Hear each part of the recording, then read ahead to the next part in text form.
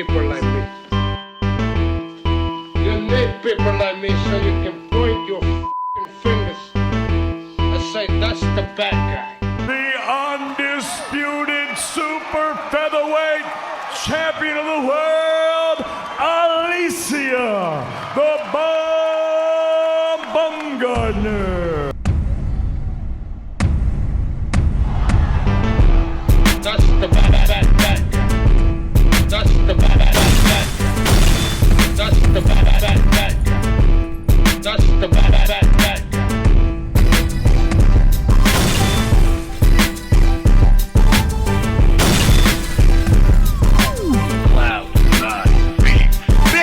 Welcome to the motherfucking relay. We're covering today's top boxing news.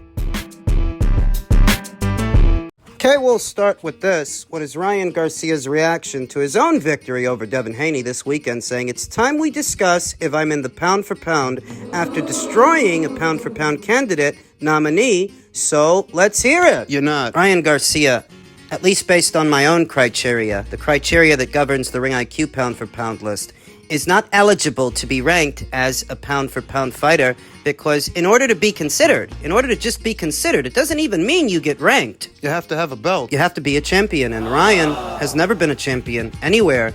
Not at 135, not at 140, not above it. He didn't win a belt from Devin. Because he didn't make the weight. Those of you that have been following this channel will already know that. You know what the rules are. For you to be considered, just considered, much less ranked, you have to be a champion. If Ryan wanted to be a champion, he would have made the weight. He didn't. If you wish to forgive him for not making the weight, give him a pass, a pardon, give him credit anyway, you're free to do that. But here on Ring IQ, the rules are what the rules are, and those have always been the rules for the Ring IQ pound for pound list. I didn't suddenly tailor those rules or change them to keep Ryan out. That's always been the situation. But ain't one of the rules on the list that in defeating a pound-for-pound fighter, you become one yourself? Yeah, if you take that pound-for-pound fighter's title. And Ryan didn't, because Ryan didn't make the weight. It's simple, really. If Ryan would have made 140 and beat Devin the way that he beat Devin, then he'd be a shoo-in to get on the list. But he didn't actually make the weight.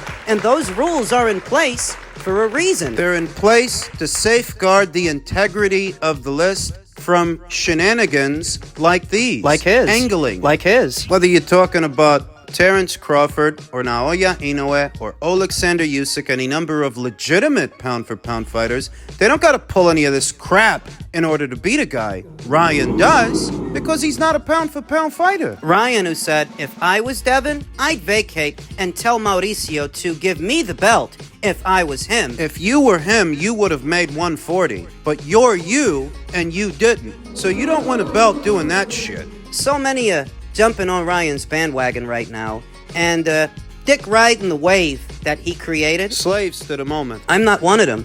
If you wanted Devin Haney's WBC title, you would have did what you're supposed to do in that situation. You so clearly didn't, and it was never your intention to, per Ryan Garcia's own tweet. Why would I force myself to make weight so I can be weak? Nah, I'm here to win. That's it. And he did. But that is not what a pound-for-pound fighter would do in that situation. An elite fighter, a truly elite fighter, and a consummate professional. You took a shortcut because you're all about the shortcuts. This entire generation is all about the shortcuts. This younger generation that was born into a world where there already was an internet. Which is why they're so petulant, why they're so impatient. Demanding what is instant gratification in all areas of life, and this is just one example. You didn't think it was important to make the weight for the contest. You didn't think it was important that you wouldn't get to win Devin's belt, but now you want to be considered a pound-for-pound fighter when you didn't want to do the work. Well, that's not how this works. Now, perhaps some other content creator or content creators on YouTube would care to rank Ryan Garcia on their own version of a pound-for-pound list for clicks. To ride his wave. Because that is how a lot of content creators operate. They don't even mean what they're saying sometimes. They're just doing what they're doing and saying what they're saying so that people will watch their videos. And if Ryan is trending right now... If being a Ryan Garcia fan is the cool new thing to do, there are a lot of people that are going to do it. but I'm not one of them. I'm not the kind of person that does things just because I see a lot of other people do them, and I'm not the kind of person that has to sell my soul or my integrity just to make a buck. No, Ryan is not now a pound-for-pound fighter for doing what he did on Saturday. You can rank him on your list if you want to, but I won't. So much attention is now going into what Ryan Garcia will do next. Ryan Garcia himself said, "Everyone wants to talk about the little stupid tank. Let's fight enough of that funny talk. Come see me at 144 and let's stop the talk. If you beat Frank, let's run it, Gervonta." He's a fucking coward. He's not gonna do that. Gervonta Davis will not face Ryan Garcia at a contracted weight of 144 pounds because he knows he's too small and he's a fucking coward. Even though it would be worth a lot of money for them both to run it back. He's not going to face Ryan Garcia north of 140 pounds. Ryan Garcia, who said, "It's on bitch-ass Abdul Wahid.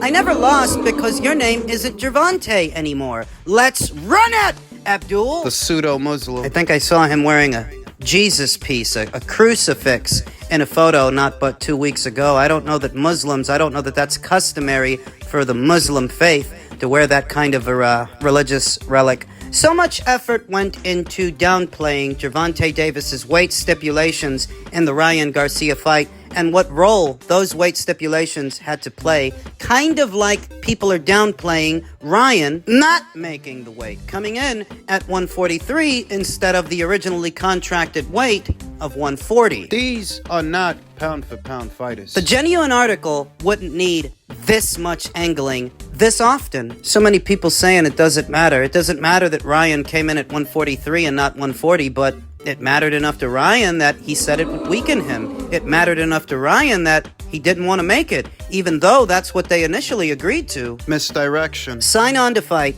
at 140 pounds, all the while knowing you're not going to make it. The other guy will, so that at the last minute you can reveal you're not going to make the weight. Just days out from the fight. So close to it that you don't want to cancel it. You don't want to call it off. You've already had a full fight camp. It would be an inconvenience to everyone involved. If in your definition that makes Ryan a pound-for-pound fighter, then you can rate him on your list based on whatever governing criteria you use. But he ain't getting on mine. Not for that fuck shit. Stop rewarding these wannabes. Stop celebrating this weak shit. Because that's all it is. If that's what you have to resort to, that's some weak shit.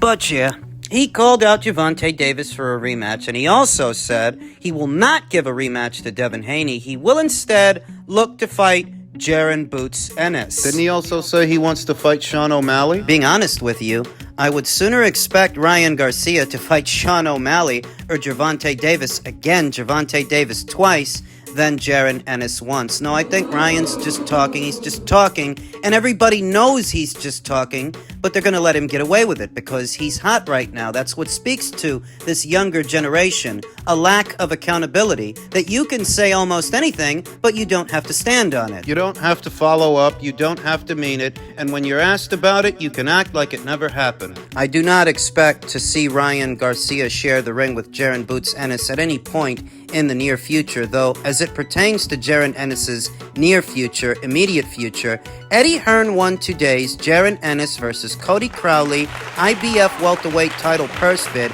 at $3.9 million, close to $4. Sources tell ESPN. TGB Promotions, which has Crowley on the short end of an 85-15 split, bid $2 million. Wait, TGB actually placed the bid for the fight? Hearn plans to hold the fight in July in Philadelphia, assuming Crowley proceeds with the bout, because there is still a chance that he might not. He also seems to be a part of a WBC eliminator involving Sulaiman Sissoko, I believe it is. I think it's for the WBC. I forget which one. Cody Crowley loses to both of those fights, whether he goes ahead with the Sissoko fight or the Jaron Ennis fight. Both of those guys beat him. So I think it's really just a question of what fight gets him more money. And the Jaron Boots Ennis fight gets him $585,000, $500,000. Whereas the Sissoko fight only gets him about $215,000, I believe it is. Half? You have to look at what the difference is and how fast things start to happen when you have a real promoter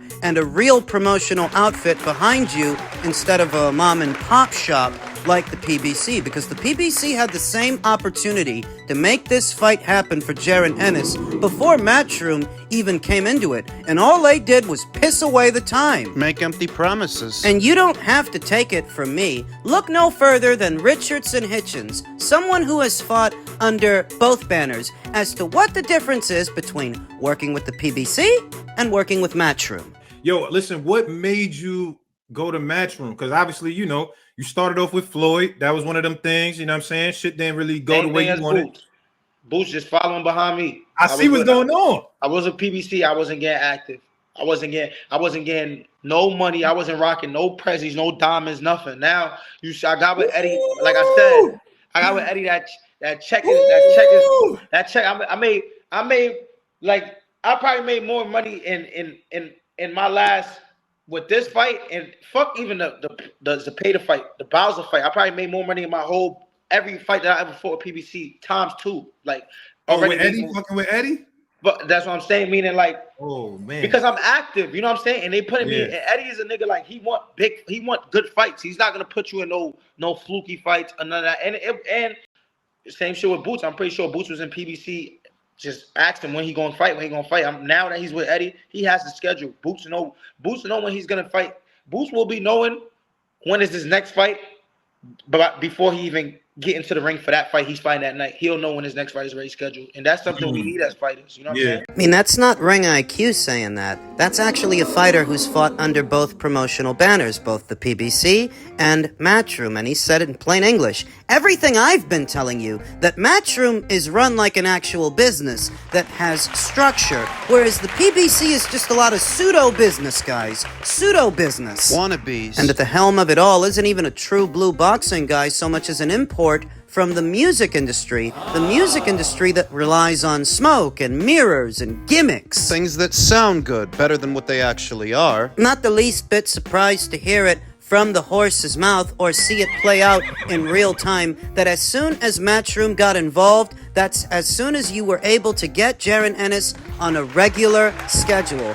to really start making things happen, the things that weren't happening on Showtime. Under the PBC banner, because even if Boots wasn't signed to them officially, they definitely had a hand in his career. And it appears that they are still trying to. That TGB Promotions, which is just another way of saying PBC, would even bother to put a bid in for a fight that their fighter, Cody Crowley, is so widely favored to lose. Why even do it? Look at what the splits are. An 85-15 split. You're going to put up all your money so that most of it goes to the Matchroom fighter, so that most of it goes to Boots, just to watch your guy get beat? Because Cody Crowley is the PBC fighter in this situation. But what's the sense, what's the business sense in putting up any money to win the rights to this fight when Jaron Ennis is likely to win it? And hypothetically speaking, even if TGB had won the rights to the show and they aired it on Amazon on their side of things, Boots goes in there, Boots wins, then he goes back to Matchroom. So why even spend the money? Fucking stupid. I don't really understand TGB putting a bid in at all to try to win the rights to this fight, but they didn't win them. They went to Matchroom. As expected. I don't know if this was the PBC trying to throw a monkey wrench into Jaron Ennis's plans, scorned that he decided to go with Matchroom instead of going with them. As stated, in terms of business, it makes no business sense. In any event, Eddie Hearn wants to bill this fight as a homecoming fight for Jaron Ennis in his native Philadelphia over the summer months, and we'll see what happens.